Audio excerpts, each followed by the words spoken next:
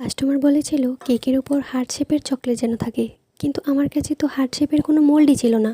ভাবলাম হয়তো বা চকলেটগুলো দিতে পারবো না, কিন্তু হার্ট শেপের চকলেট কি মোল্ডই হয় নাকি? এভাবেও তো বানানো যায়। করলাম এই যে প্রথমে একটুখানি কেক স্পঞ্জের মধ্যে অল্প একটু হুইপড ক্রিম দিয়ে ভালো করে স্প্যাচুলার সাহায্যে মিশিয়ে নিলাম। স্প্যাচুলার সাহায্যে ভালো করে মেশানোর পর আমি আবার হাত দিয়েও ভালো করে ওটাকে একটা ডোর মতো বানিয়ে নিয়েছিলাম।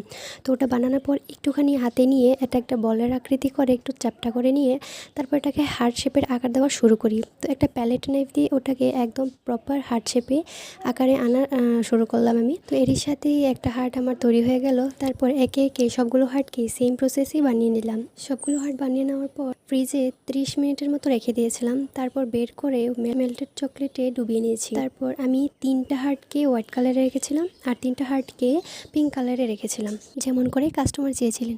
এই যে তৈরি হলো মোল্ড ছাড়াই হার্ট শেপের চকলেট। এই কেকটার মধ্যে আমি এই হার্টগুলো বসিয়েছিলাম। কেমন লাগলো কমেন্টে নিজের মতামত অবশ্যই জানাবেন।